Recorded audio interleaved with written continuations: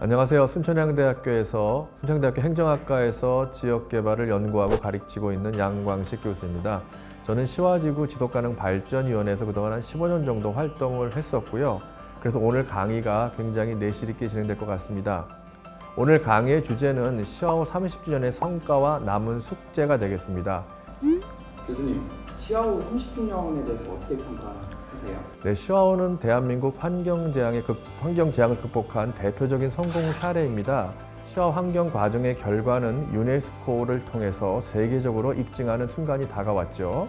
작년에 시와호 30주년을 기념해서 해양 레저 스포츠, 학술 포럼, 축제, 시민 행사가 개최되었습니다. 무엇보다도 깨끗한 수질 속에서 해양 레저 스포츠를 즐겼고요. 대한민국 지속가능 발전대회라는 전국의 많은 지속가능 발전 관련 단체들이 모여서 행사를 했었습니다. 사진전도 있었고요. 환경의 날이라든가 지구의 날 등 다양한 시민들이 공감하고 참여하는 행사가 개최되었습니다. 시와호가 되게 많은 부분이 현재도 바뀌고 있다고 설명을 하셨는데 그 부분도 좀 말씀 부탁드릴게요. 그렇죠. 시와호는 환경오염이라는 과거, 그리고 완벽히 복원된 현재의 모습, 지속가능 발전이라는 미래를 담고 있는 세계적인 콘텐츠입니다. 시와호의 수질 개선과 과정의 결과는 유네스코 생태수문학 시범구역으로 선정될 예정이고요. 세계 호수회의 같은 것들을 유치해서 국제적으로 시와호를 알릴 수 있는 시와호 미래 100년을 설계하고 준비하는 그런 전략이 필요한 시점입니다. 다른 곳에서 좀 아픈 손가락이다 이렇게도 좀 말씀을 하신 적이 있는데 그거에 대해서 좀 설명이 가능하실까요? 그렇죠. 시와호는 여전히 개발이냐 보존이냐라는 지속 가능성 문제가 계속적으로 상충하고 있습니다. 그 시와호의 중심 지역인 거북섬에 보면 아직도 많은 상가들이 비어 있죠. 그렇기 때문에 관광 개발이라든가 레저, 위락시설을 건설해서 많은 관광객을 유치하고 지역 경제를 활성화하기 위해서 개발을 해야 된다는 생각이 있는 것도 있고요. 더 이상 환경 오염이라는 재앙, 이런 불명예를 안고 있지 않기 위해서 생태계를 자연스럽게 보존해야 된다는 보존의 문제가 여전히 상충하고 있습니다. 개발하고 보존의 균형을 어떻게 유지해야 되는 거죠? 그렇죠. 사계절 내내 해양 레저 스포츠가 발전될 수 있는 관광 명소로 육성하는 것도 필요하고, 동시에 철새 도래지와 같은 생태계 복원된 모습을 통해서 환경 체험이라든가 환경 교육을 할 수 있는 이른바 열린 공간으로 할 수 있는 이른바 개발과 보존의 균형감을 유지하는 것이 굉장히 중요합니다. 시와 MTB 얘기도 좀 안 할 수가 없는데 사실은 시와호 30주년의 성과도 중요하고 개발과 보존의 균형감도 중요하지만 더 중요한 문제는 개발이익의 지역사회 환원 문제입니다.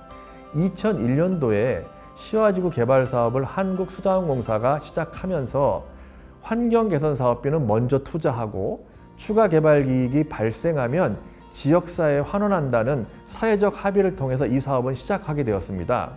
이런 사회적 합의가 없었다면 시와지구 개발 사업은 애초에 추진되지 않았을 것이라는 거죠. 개발 이익 환원 관련해서 좀 문제인데 이것도 좀 설명 부탁드리겠습니다. 시와지구 개발 사업이 2001년에 시작되면서 한 17차례의 개발 기획 변경이 있었습니다. 그 과정 속에서 상업 업무 시설을 포함해서 수익 창출이 가능한 주상복합들이 많이 늘어났는데요. 이 개발 이익이 사실은 어느 정도가 될지는 아무도 모른다는 거죠. 특히 장기간 진행되는 시와지구 같은 개발 사업은 개발 이익을 중간에 정산하는 것이 필요합니다. 현재 시와 MTB 개발 사업이 85% 이상 준공이 됐는데 아직도 개발 이익은 개발 사업이 종료되는 시점에 논의해야 된다는 차원에서 아직도 환원에 대한 얘기가 진행되고 있지 않죠. 때문에 주민들은 불편한 환경 속에서 개발 이익이 지역사회에 환원되기까지만을 기다리고 있는 실정입니다.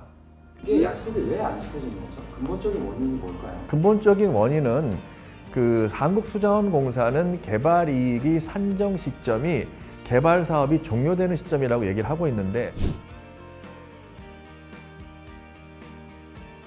그럼 연장된 이후에 개발 이익금에 대한 논의를 하고자 주장을 하고 있기 때문에 주민 입장에서는 이게 2023년에 끝나는 것인지 또 연장이 될 것인지 언제 어느 정도의 개발 이익이 지역사회에 환원된지를 알 수가 없는 상황인 거죠. 그러다 보면 행정 차원에서는 주민들의 민원을 해결하기 위해서 많은 행정 비용이 발생할 수밖에 없는 겁니다. 이런 악순환이 계속 반복되면서 주민은 여전히 불편하고 불안전한 생활 환경 속에서 생활할 수밖에 없다는 거죠. 약속이 정말 빨리 이루어져야 될 것 같은데 방법에 대해서는 혹시 어떻게 생각하시나요? 그러니까 현재 시와 MTB가 말씀드린 것처럼 80% 이상이 준공됐다는 것은 거의 다 완성이 됐다는 것이죠. 그러니까 이제는 개발 이익이 어느 정도가 될지를 개발 종료 시점까지 기다릴 것이 아니라 이 정도에서는 중간 정산 정도는 개념 차원에서 필요한 것들을 먼저 현재까지 개발된 비용, 남은 수익을 기초로 개발 이익을 정산해주는 작업을 시작해야 됩니다. 개발 이익에 대해서 좀 더 여쭤보고 싶은데 이게 왜 환수가 되어야 되나요?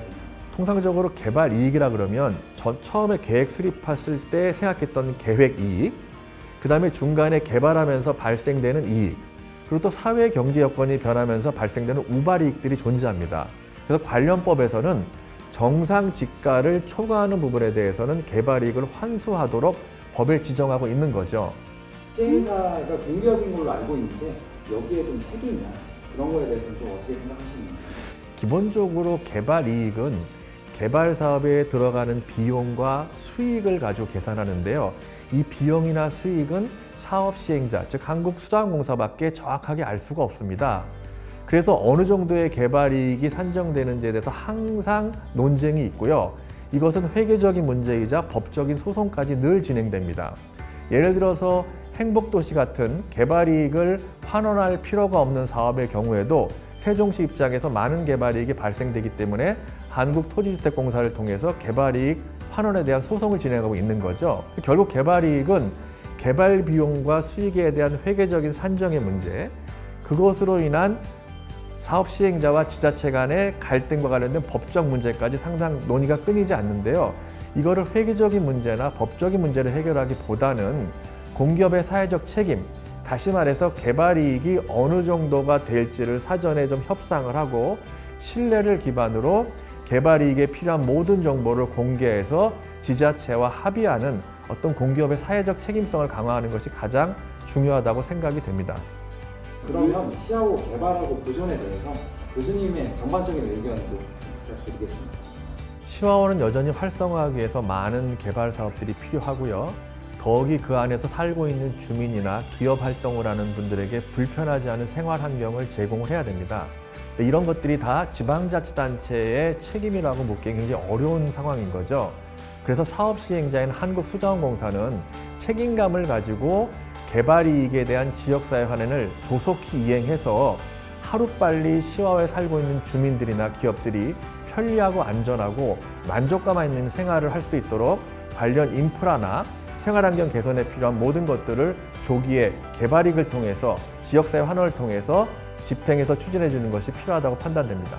수자원공사에서는 왜 아직까지 정말 움직이지 않는지 그 원인도 좀 알 수 있을까요? 그 개발이익의 산정 시점이 법적으로 개발 사업의 종료 6개월 이전에 논의하기로 되어 있기 때문에 개발 사업 기간이 연장되는 종료되는 시점에 논의하자는 원칙론적인 입장인 거죠. 근데 말씀드린 것처럼 개발 계획은 상황에 따라서 계속 연장이 되는 겁니다. 2021년에 끝나려고 했던 사업이 2023년까지 연장이 됐고 또 연장이 될 가능성도 있는 거죠. 그래서 국정감사에서도 개발이익 지역사회 환원 합의를 언제 지킬 것이냐가 요구가 있었던 거죠.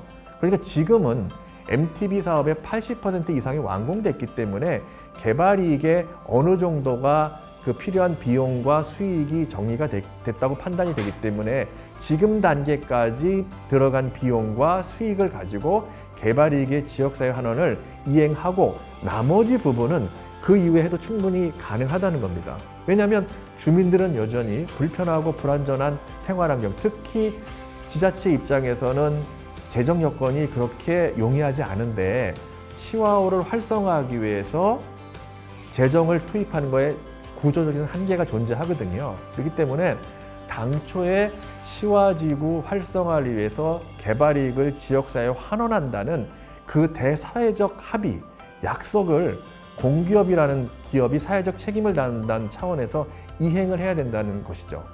네, 말씀 감사합니다.